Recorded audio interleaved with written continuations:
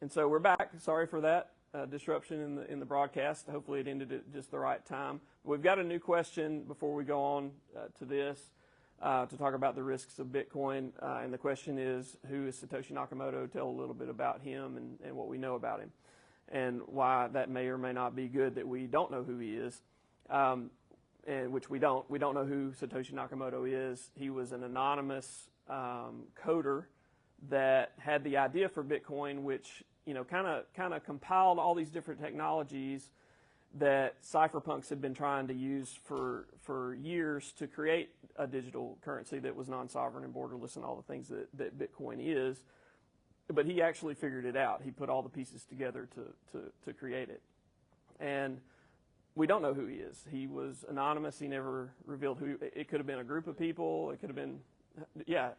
It could have been a woman. We don't know. We don't know anything about this person who went by the name of Satoshi Nakamoto. My guess is that it was probably multiple people, or at least multiple people were involved in it. And it's possible even that those multiple people didn't know who each other were in reality. And we know some early people that worked on it and helped, like Hal Finney and Adam Back and some of these other early Bitcoin adopters and people that kind of were working on the technologies that made Bitcoin possible. But yeah, we don't know who he is, and it's probably a good thing that we don't know who he is, because he created this gift for the world and then disappeared. Whether he died or was killed or whatever, we don't know. But sometimes when you have a founder of something that is identifiable, that becomes an attack surface, and they could perhaps try to leverage him, because Satoshi has about 1 million coins in his wallet. So you could imagine that if somebody were able to identify who he was and leverage him to get his coins, that could be a bad thing. But we don't know who he is, and hopefully, I guess I say hopefully, we'll never know who he is. But yeah, so that's Satoshi. It's a pseudonym. We don't know who it is. There's a lot of suspicions about who it is. Hal Finney is probably one of the most likely people as far as people that are known. Kind of the name I hear the most. But he died of MLS, I think, in 2012 or 13. And if he was, it doesn't seem like he would be, though. Probably, I wouldn't put money on it being Hal Finney. But he was very important to the development of the Bitcoin network.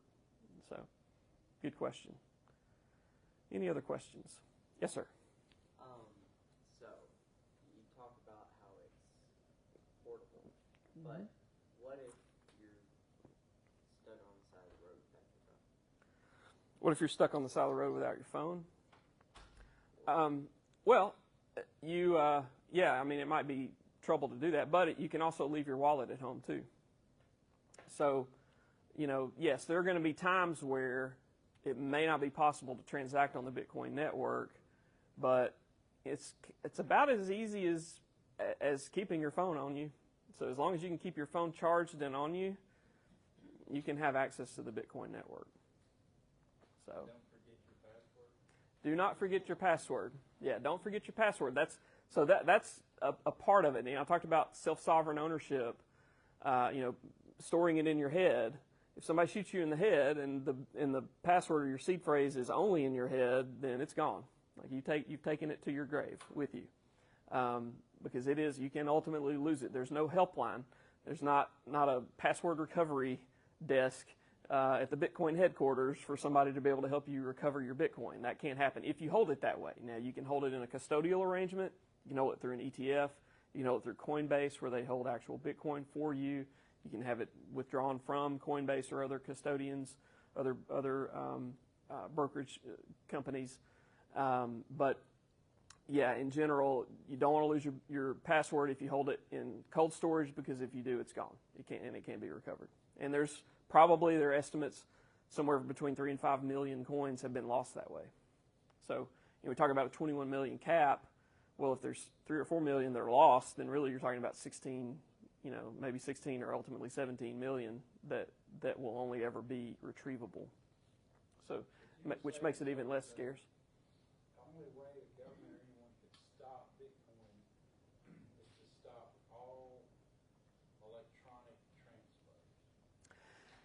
Yeah, I mean, it's theoretically possible for them to stop it, but to do that effectively for a long period of time, they would have to destroy the internet and basically destroy all these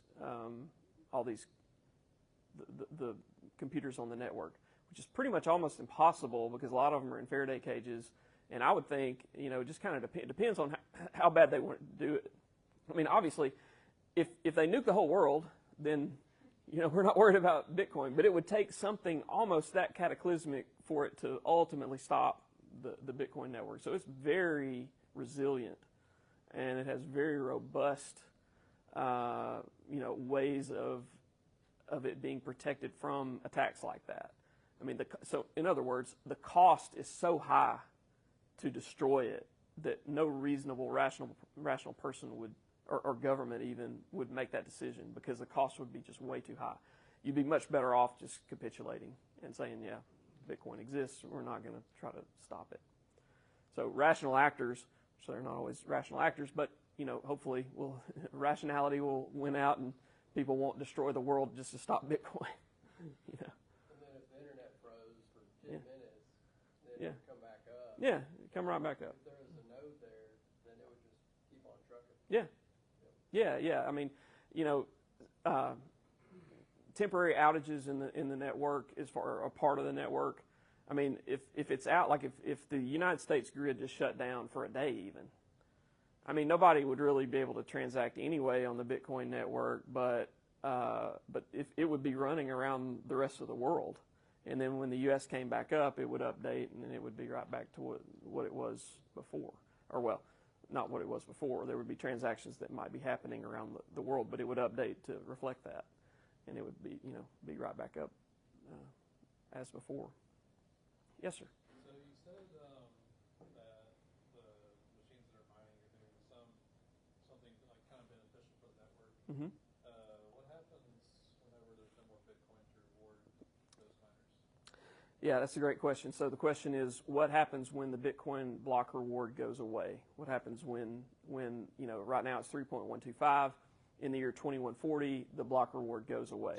Before that, it's very little too. Like, it's just a few Satoshis there at the end. So what happens when the block reward gets so low that it's not enough to incentivize people to run the network? Well, what happens is, and we've already seen this happen before, so this isn't theoretical, this is real life. Every block, in every block, there's not just a block reward. There are also fees that get put into the block reward. So there have been times where the fees that are associated with running with doing Bitcoin transactions that get added into the network in a market through a market function exceed the block reward. So there's been a few times when the activity in the network gets really heavy and people have to really compete to get their transactions in that in the Bitcoin blockchain every 10 minutes. There are fees that get added to it, and it's just a market. It's a free market function, and there have been times where the fee level has actually exceeded the block reward.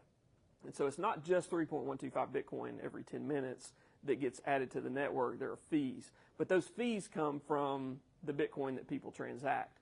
So if I send you 300,000 Satoshis for something, they're going to tack on top of that maybe 30,000, or maybe not that many, but 20,000 Satoshis on top. So it would be 320,000 Satoshis to send a transaction. That 20,000 Satoshis would come out of my wallet and go into the Bitcoin block reward.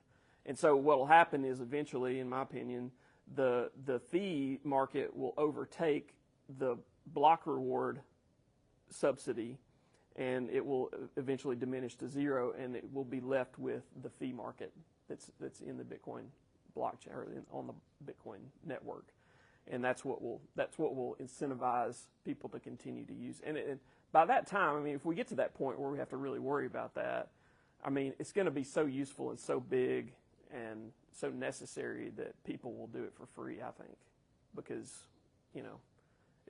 people will see the value of it and see what it's done for humanity, and they'll view it as a moral necessity that we have to have Bitcoin. So it's a public good. It becomes a public good at that point. Like we have to have this. So there'll be a lot of incentive for people, even if the block subsidy goes away and the fees aren't that great. Be tons of incentive to keep it going. I mean, people that own it, they'll be like, well, yeah, we got to keep it going. So, there'll be people. There could be nonprofits that start up and say, hey, what I'm doing, I'm running the. Will get better and better. What's that? Computers will get better and better, so it won't cost Yeah. as much to run that. You're equating it with like water and electricity, Yeah. a necessity is what you're saying. It would be. Well, yeah. Yeah, I mean, I think it's that revolutionary potentially. Maybe not water, but electricity, the internet. I think it's up there with those the printing press. I think it's that level of revolution. It's like any other currency, because every other currency is very necessary for civilization. Yeah, So yeah. it's just like, But this is money currency perfected.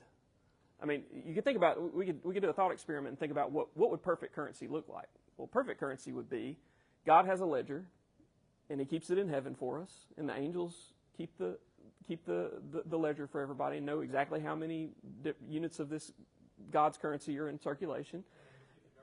And we and we can telepathically send it to one another, just by looking at each other, and God keeps up with the ledger in heaven. That would be perfect money, because we know exactly who the issuer is. We could trust him, and it would be perfectly scarce, and we'd know.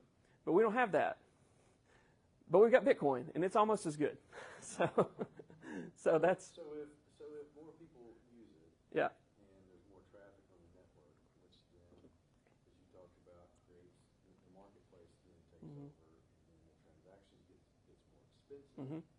Does that not create its own friction for Yep. the use of that market, depending upon what you want to use it for? Sure. Yeah, so the question, if y'all didn't hear it, was what does that mean for transacting on the Bitcoin network if the block subsidy goes away, the fee market goes up, and the fees for doing transactions go up? Earlier I alluded to this, that I do think that the average cost per transaction is going to go up much higher. And it really has to.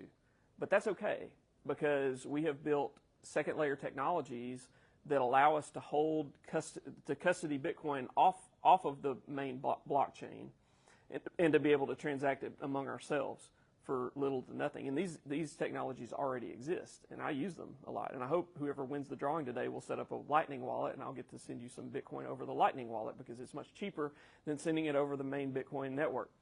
But that's just an L2, a layer 2 Lightning. There's also layer 3 and layer 4. So a layer 3 or layer 4 would be like PayPal or Coinbase or Venmo. And so they hold it for you in custody, and they have their reserves, and then they give you a digital representation of what you own in your app, and you can see the balance there, and you can send it. So I could send a little Bitcoin, $10 in Bitcoin to Mike on PayPal, and there would be no Bitcoin would actually change hands. It's just that PayPal would update my account to reflect that I'm minus $10 and he's plus $10 in Bitcoin, but no Bitcoin transaction would happen. And so there are ways to transact Bitcoin for free right now, and those will only get, there'll only be more and more of them. And there's all kinds of ways you can do that. Jonathan, I'm the oldest one in this room. Okay. About a pretty good shot. So you were over my head when you said, "Hello, my name's Jonathan." I visualize this as, from the investment side, just like stocks. Yeah. You buy Yep. Bitcoin at a price. Mm-hmm. You hold it, it goes up. Yep. You cash it in for hopefully more. Okay. And then the transaction side of this, what is the likelihood that this will ever become where you go to say you want to go buy a car, Right. and you Yeah. find out, okay, this car's going to cost me 0.6 Bitcoin. Yeah. and you make Spend the it. transaction that way, Yeah. rather than, all right, I've got to go sell a Bitcoin, Get the cash. convert it to dollars, Yep. or Sure. go make the purchase. I mean, it's hard to say for sure. I mean, and really, there's two questions: will it happen, and then when will it happen, if it happens? And bottom line is I don't know, but I'm making a probabilistic personal bet that it could happen in my lifetime, and if not my lifetime, it could grow enough to make it worth it, and maybe in my kids' lifetimes it will be that. It will actually be considered currency and people will use it. There are examples, there are countries that do that, like in El Salvador, for instance. It's used as currency. They've got Lightning wallets on their phones, and they use Bitcoin to transact. So that there are places where it's used. I've used it as money before as well to buy things. But when will it become everywhere, ubiquitous? Everybody will have it. Everybody will use it. I mean, I don't know. But it is. I mean, it's currently one of, if not the, it's the most liquid market in the world today.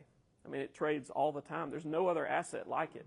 You can get it in pretty much. I mean, not every country, but every country that's connected to the internet, at least people there can. If not exchanges, there are exchanges in countries all around the world that use it, and it's convertible to pretty much any other fiat currency in the world. There are trading pairs for each currency in the world. So at this point in time, it's mostly looked at as an investment to hedge against inflation?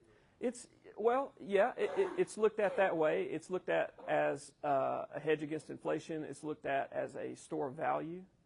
If you think about the development of any currency or any money over time, certainly one that is kind of a bottom up or an organic currency like gold. Gold was seen as they used it in jewelry first. That was kind of its first use. So it was kind of a collectible, and it was valuable because it was kind of hard to come by.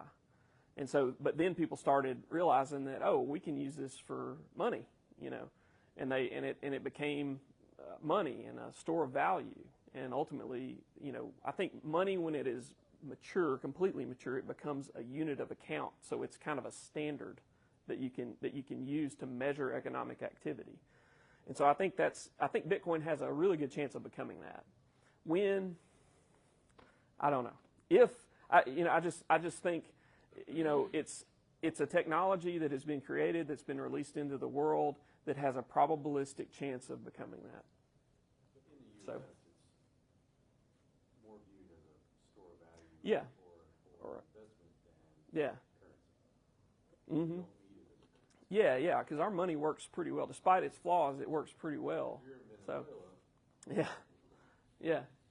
Yeah. I mean, like, I think last year or over... Yeah. Their inflation's through the roof. So there are currencies. Bitcoin reached all-time highs. So about 4 years ago, I did a presentation about 4 years ago, and I used some of the slides that I did. And the price of Bitcoin was about what it is right now. It was like 56 or 57,000. So it's a little bit higher than it was about 4 years ago, or 3 years ago when I did a presentation on Bitcoin. But it went to, back then, it went up to about 69,000. And then it dropped big time down to about 16,000, okay?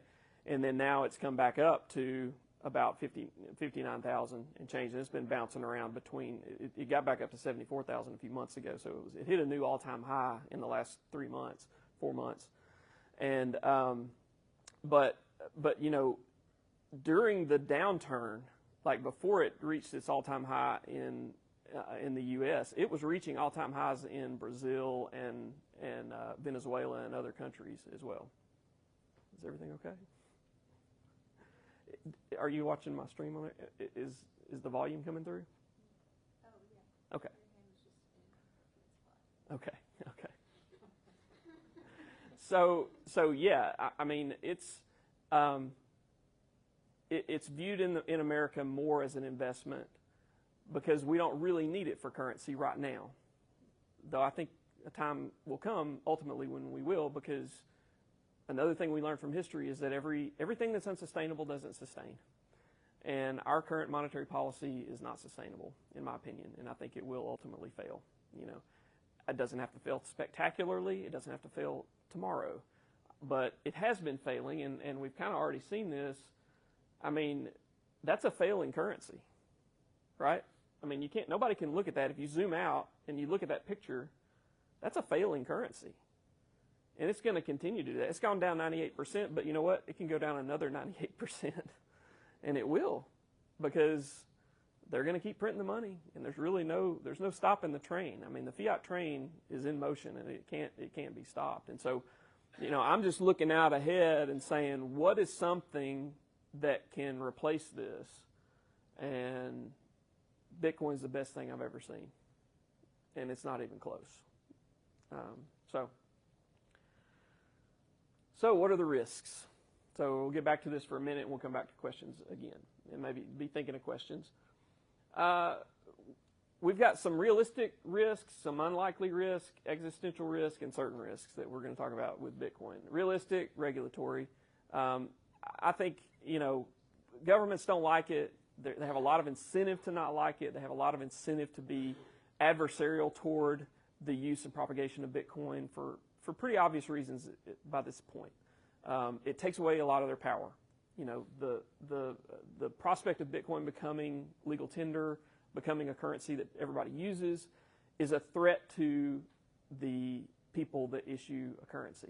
And one of the biggest exports that the United States has is our dollar. It's our money, because it's bad, but it's just not nearly as bad as everybody else, right? So we kind of have a competitive advantage with our dollars because we're better than the Venezuelan bolivar. We're better than the Brazil's currency. We're better than the Argentine peso right now. And so we have, but all that to say, Bitcoin is a threat to entrenched, bureaucratic, governmental people that want to use the currency for their own ends.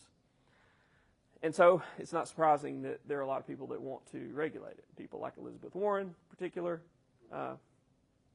What's the guy's name? I forget another guy's name. Well, I won't name names, but anyway, there are people that don't like it in government, and they want to make it more difficult for people to use and for people to own it, and they've talked about putting an additional tax on miners in the United States, which if they did that, it would just drive mining out of the United States. They talk about doing a 30% additional tax on the rewards of the Bitcoin miners, which wouldn't be fair, and it would drive mining out of the United States. And so hopefully they won't be successful, and they have been unsuccessful up to this point at doing stuff like that. But there is risk that the regulators will try to regulate it. I think an unlikely risk is some kind of technological breakdown. Like there's people theorize about all kinds of ways that Bitcoin could fail. One of the ways they theorize that it could fail is that some quantum computer comes out and it mines all the remaining blocks instantly, and it becomes and it can execute a 51% attack on the network using this one supercomputer that has just basically unlimited amount of compute power, and it would destroy the Bitcoin network. I think that's very unlikely. If you think about the amount of energy and compute power it would take to break the encryption that Bitcoin is built on, which is SHA-256, it's just an unimaginable amount of compute power. I'll share a little video that illustrates this about how much compute power it would take, but it's an amount that can't even be conceived. It's like if everybody had 1,000 times the amount of compute power that Google has. If everybody on Earth had 1,000 times the compute power of Google today, and then we had 4 billion Earths in which all the people on Earth had those computers, and then you had 4 billion years, then you might be able to break the encryption of Bitcoin. I mean, and I'll share the video. It really puts it in perspective how much compute power you need to break the encryption of, and that just means your chances of guessing a correct private key, public key pair. Okay, so connecting the right password with the right account is what you would be doing, and it would take you 4 billion years with 4 billion planets in which everybody had a 1,000 times the Google compute power today. So I mean, that's just, it's impossible to get that much. Now, an easier technological attack, and one that's is very, I would say, it's not impossible, but it's very improbable, is a 51% attack on the network, which would mean that you would have these rogue servers join the network and try to introduce bad transactions into the network and change the state of the network. You would have to amass an amount of compute that would rival the current Bitcoin network. There are a lot of reasons why that is really, really hard to do. Even a nation state couldn't really do that because of the decentralized nature of the Bitcoin network. That's one of the key features of Bitcoin, is that it's not just like in the early days, it was just a few people and it didn't have any value and nobody cared. But now it's a worldwide network of computers, and they've got mining farms all over the world that are using tons and tons of energy and tons of compute power. And for somebody to try to challenge that, we would figure it out before they were able to do it. And it's almost impossible to do anyway. I could go into more detail on that, but I think it's unlikely that we'll have a technological failure of Bitcoin. This is my funny one here. If an existential threat to Bitcoin would be if government adopted fiscal responsibility. So there would be no need. Like if they decided, hey, you know what, the Bitcoiners are right, we're gonna make sound money. Well, then we'll just use Bitcoin, But one of the reasons we can be sure that Bitcoin will persist is because governments are not going to practice fiscal responsibility because they have no incentive to. And so realistic, unlikely, existential, certain. A certain risk of Bitcoin is volatility. And that's why, it is volatile. It's going to be volatile. But here's to put the idea of volatility in perspective. Volatility is not necessarily a bad thing. Volatility is just up and down movement of price. This chart, just to make it real simple, is the amount of Weimar marks to an ounce of gold. How many marks it costs to get an ounce of gold. And see, this is from 1914 to 1923. There's a lot of volatility here. But this is how many Weimar marks it took to get 1 ounce of gold at the end of this time period. But this is a monetary failure. So this is what happens when a fiat system fails. There's a lot of volatility, right? And then whenever the new money comes, gold in this instance, and it's measured by gold, you have a catastrophic failure of the money because they print and they devalue the currency in a rapid way. And so the volatility of Bitcoin doesn't surprise me, and it also it's not a bad thing because it's a totally free market new monetary system, and the price volatility is an effect of the market trying to determine what the value of this thing is.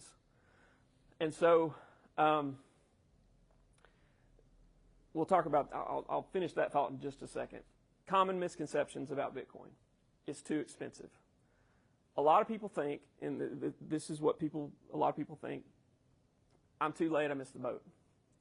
It's too expensive. Well, a couple things there. Some people think, I can't afford a $59,000 Bitcoin. Well, you100 million pieces. So you can buy $2 worth of Bitcoin if you want to. Not that I would think that's a good idea necessarily. If that's all you got, yeah, sure. But because there's transaction costs in buying Bitcoin. But you can buy smaller amounts, $100, $1,000, $10,000, whatever you want, amount of it. The other thing that, I'm too late to the game. Well, I don't know what Bitcoin's going to do today or tomorrow or a month from now or a year from now or 10 years from now. I don't know. I don't know what the price of Bitcoin is going to do. But what I do know is that Bitcoin is $1 trillion. It's about a $1 trillion asset in a world of about $2 quadrillion in assets. Okay? So it is 1/1000th of the world economy. And to me, that's the real question. Is that the right amount? Should Bitcoin only be 1/1000th of the world economy? I kind of think that's low. I don't know, but I think there's reason to believe that it's going to become more than just 1/1000th of the economy. What could it get to? What if it got to 1%? Well, if it got to 1%, that would be a 10x from here because it's 0.1 and that would be 1. That's a 10x. If it became 2%, that'd be a 20x from here. Not saying it's going to do that. Don't know whether it's going to do that or not. Not financial advice, but think about it in terms of the global economy and what it's trying to replace.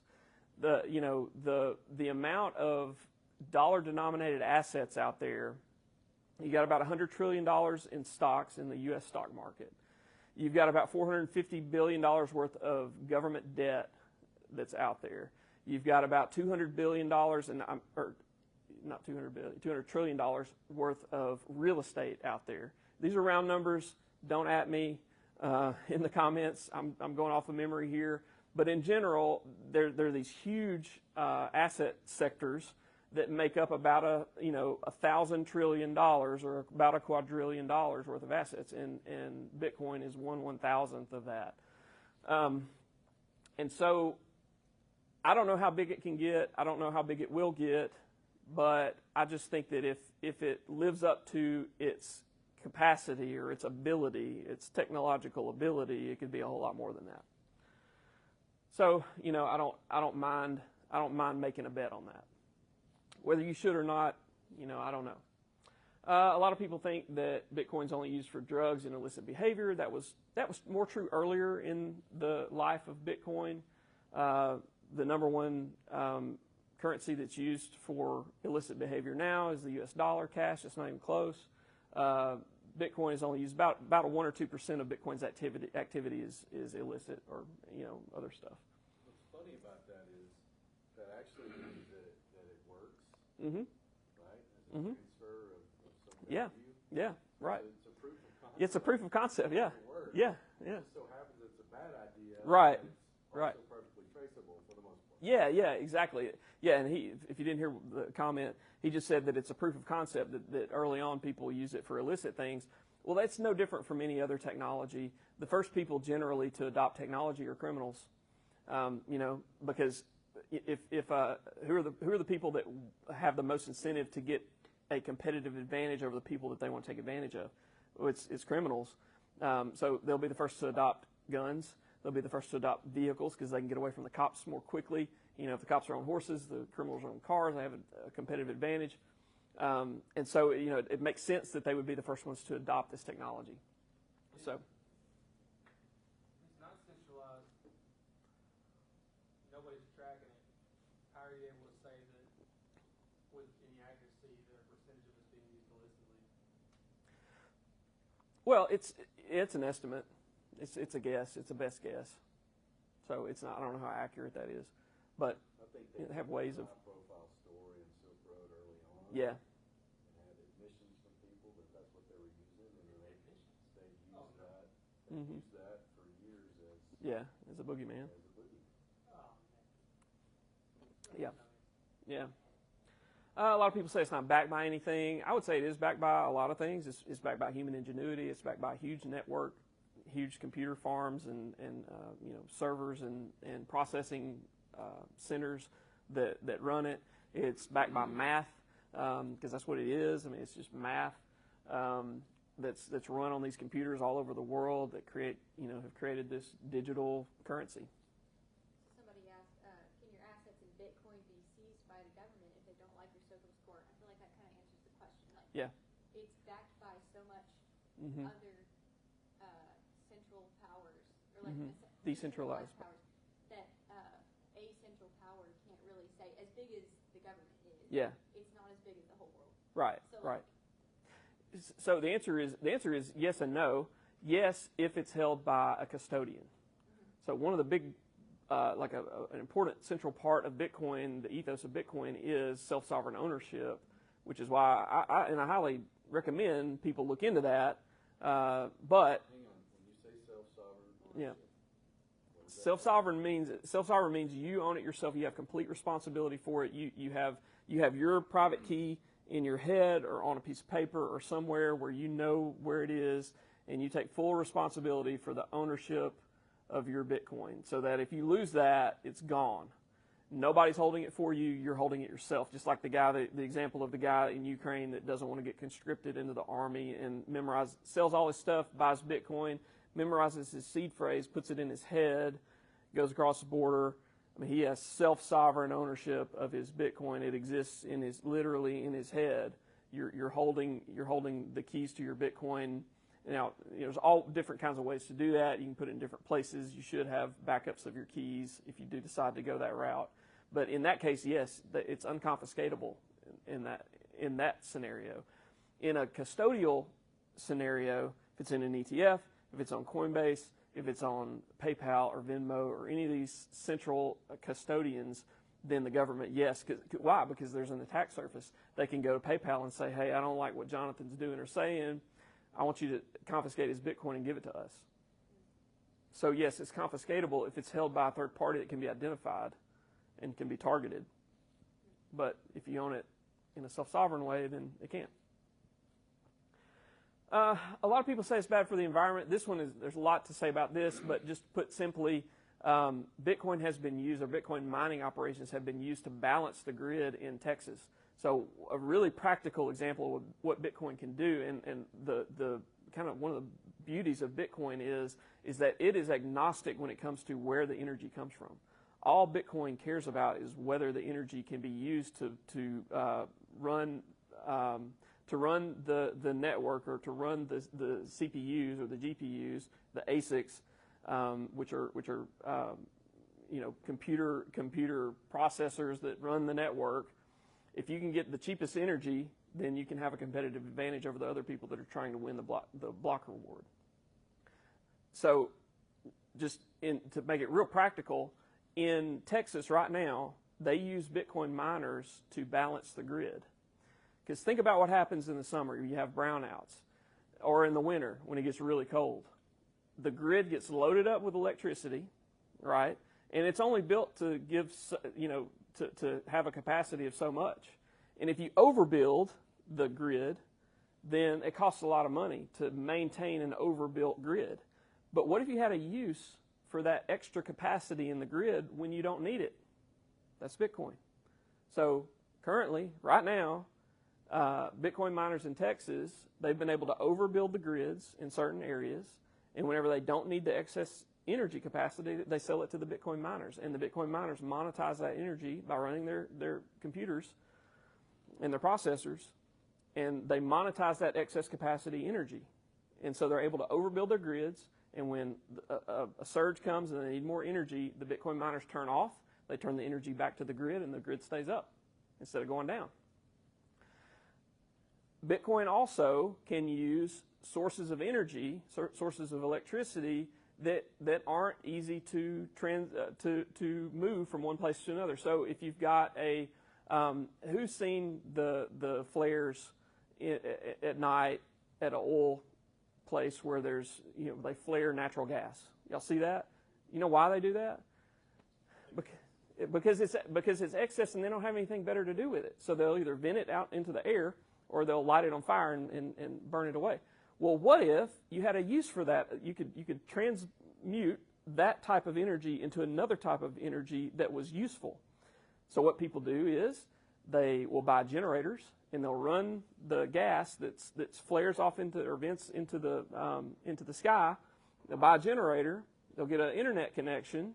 They'll plug a bunch of computer processors into that and run Bitcoin software and monetize that excess energy, right?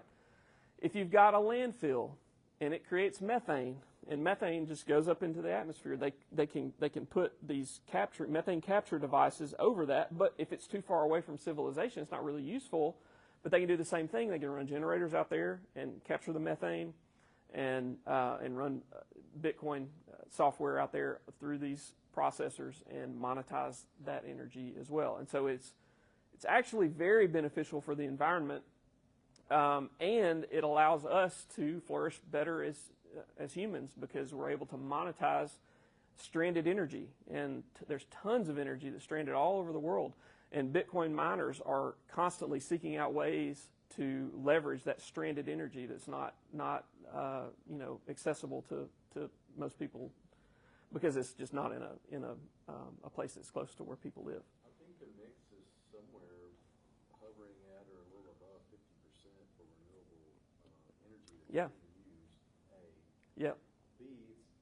It's not. You mentioned this before.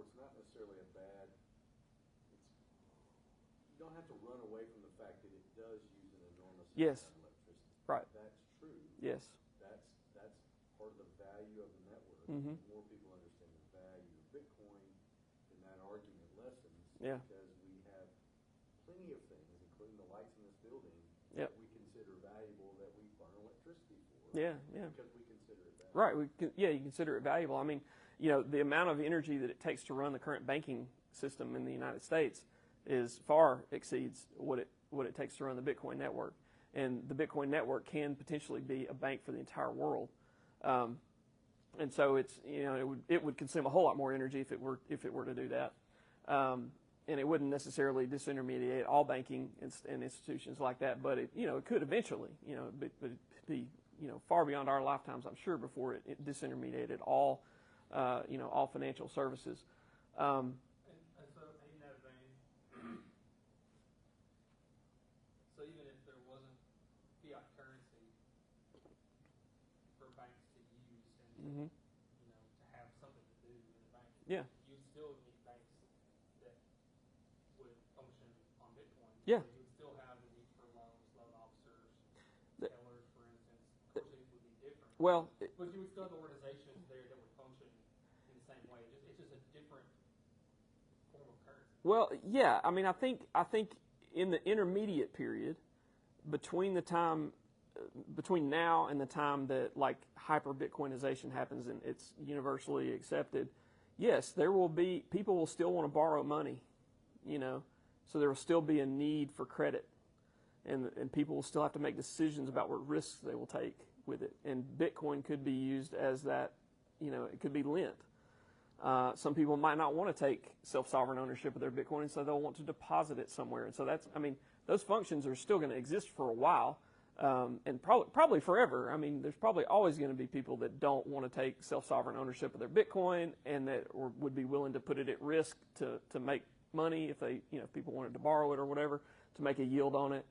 I don't recommend doing that right now, by the way.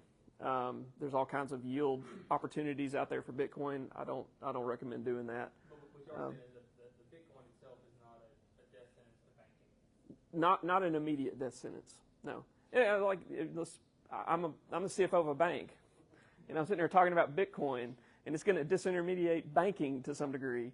But I mean, it's like I use this example all the time. If you're Blockbuster and it's 2000, year 2000, and you're smart, do you poo-poo on Netflix, or do you say, hey, that's a great idea? How can we get on board the train? So here I am. I'm just trying to get on board the train, and I'm trying to get other people to get on board the train with me as well. So which is why I just say study it. So we've already done some questions, but it's not financial advice. All the same disclaimers I gave before.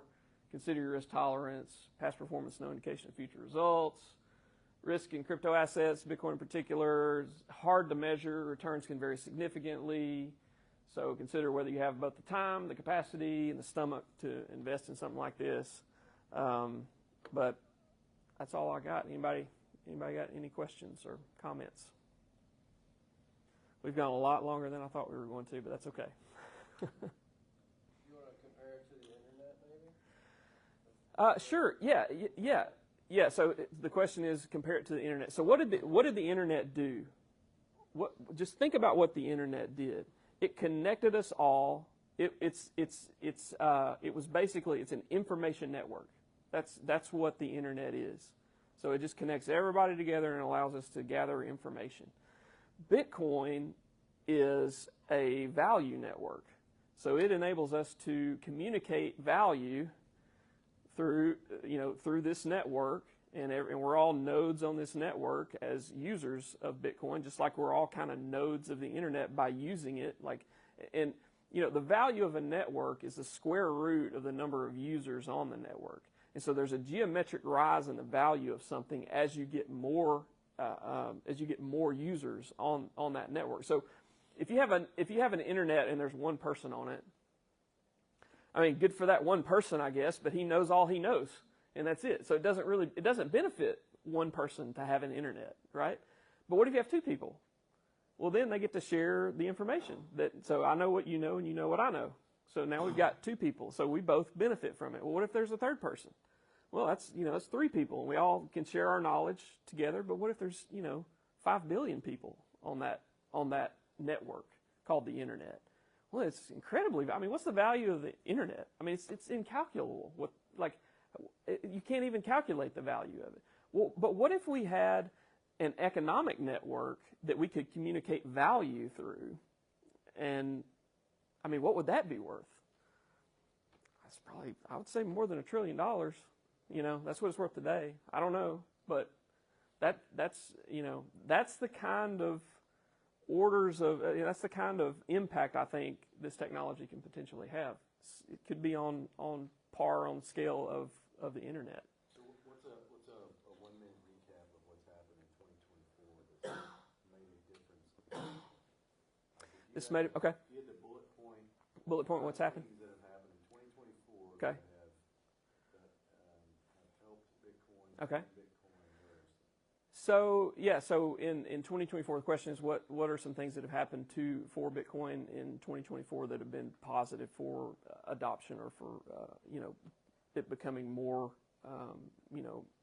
a more seriously regarded asset by, well, I mean, probably the biggest thing is the ETFs. That's one of the biggest things. So ETFs, that's exchange traded fund.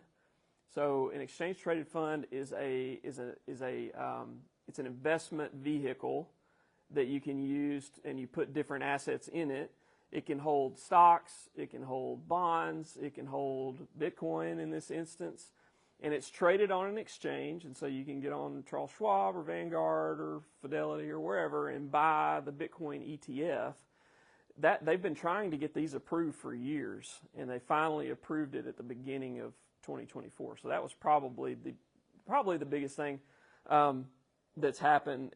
And what that does is it creates on-ramps through all these different brokers. And so now you've got all these salespeople that are pushing their product. BlackRock, ARK, Fidelity, VanEck, I can't remember all the names, but huge players in this industry have created ETFs that hold Bitcoin that are now traded in customer accounts. And so that's a huge thing, because people, before that, there were some ways you could get exposure to Bitcoin in a brokerage account, but it was more difficult, and it just wasn't, it wasn't necessarily it just wasn't embraced by regulators and stuff. But the SEC has come out and said, okay, you can now buy Bitcoin in the form of an ETF or in the custodial relationship through an ETF for BlackRock, and they've significantly cut the cost of doing that. Before, there was only one option. It was a pink sheet, kind of a Bitcoin trust. It was called Grayscale Bitcoin Trust. It costs 2% per year just to hold it, which is ridiculous. And now they've cut the cost by about a 10x cut, or 1/10. It's 1/10 as expensive to hold ETFs as it was to hold that GBTC in a brokerage account. So stop that. Okay. The halving happened in May. There've been, I mean, just think about the political landscape. Me and Connor went to Bitcoin 2024, about a month ago, and 2 of 3 presidential candidates came there to speak in favor of Bitcoin. The current administration has softened in their stance toward it as well. So I think from a political standpoint, we're seen now as a voting bloc, and that's nothing but good, because it's it again kind of establishes it as a serious thing. It's not just a few people playing with their magic internet money anymore, and these cypherpunks that are just shadowy coders or whatever. It's like a real serious thing, and the world is starting to recognize that. So yeah, I'm trying to think if there's anything else. You have anything else in mind that happened this year? I think the Ether ETF also contributed to it, even though it's different. Yeah, it sure. Continues to mainstream the idea Yeah. of these products and their acceptance. And I think Right. I think along the political spectrum, there's some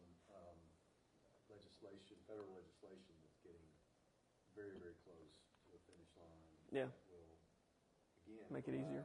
Make it easier, provide some safety that people are still worried about Yeah. having, and I think that's nothing. Mhm. But Yeah. Yeah. Yeah. Jonathan, will Bitcoin ever be eligible for an IRA conversion? An IRA conversion. Yeah, like Or- if you had an IRA in stock Mhm. bonds and you wanted to convert it to Bitcoin. Well, not a conversion, but you could. So if you have an IRA, you can invest in the ETF within your IRA, like the Bitcoin ETF. If you wanted to take money out of an IRA and buy Bitcoin, you'd have to pay the tax and then get it out and then buy the. Yeah. I think the way to transfer it, Yeah. have to pay the tax. Now, but there are actually places that will hold Bitcoin for you. Like where if you wanted a self custody situation with an IRA, there are companies that will do that. I don't know enough about those to make a recommendation on it. I've looked into them before, but it's a little too complicated for most people to be comfortable with it. But I know people who have done it, and it is possible. It's possible to have a self-custodial Bitcoin IRA. That is a possibility to have. And the ETFs are spot. Yes, yeah. The ETFs are spot Bitcoin, and so it's much simpler just to buy the Bitcoin ETF in an IRA. That's the simplest way to get exposure within an IRA, because then you just sell one ETF and buy another ETF. It's pretty simple. That's the simplest way to get exposure, is just by buying the ETFs, and they're spot, which means that there's a one-for-one relationship between how much Bitcoin they say they have and how much is represented by that fractional share of the ETF. So in other words, if the ETF is trading at $50, that means there's $50 worth of Bitcoin held by that company for, to back up the asset. There's never a difference between how much Bitcoin is represented by that ETF share and how much Bitcoin is held for you. Now, there could be people scammers that create fake ETFs and don't have full reserves. But I mean, the people that do it, they're all SEC regulated, which is why people feel pretty confident with it, because they're all SEC regulated entities and they have to prove their reserves, and they're audited, and there's all kinds of checks and balances to make sure they actually have the Bitcoin and they're not selling fake Bitcoin. So yeah, but that's the easiest way to get exposure to Bitcoin in an IRA is to buy the ETF, in my opinion. I don't know enough about the self-custodial Bitcoin arrangements for IRAs to feel comfortable recommending any of them. Maybe that'll change, but I see how they do it, and I get it, and some of them are expensive, and I'm sure they're probably okay. I don't know enough about them to trust, because not to get too down in the weeds with this, but with an IRA, you're supposed to be able to check every year if you have a self-directed IRA.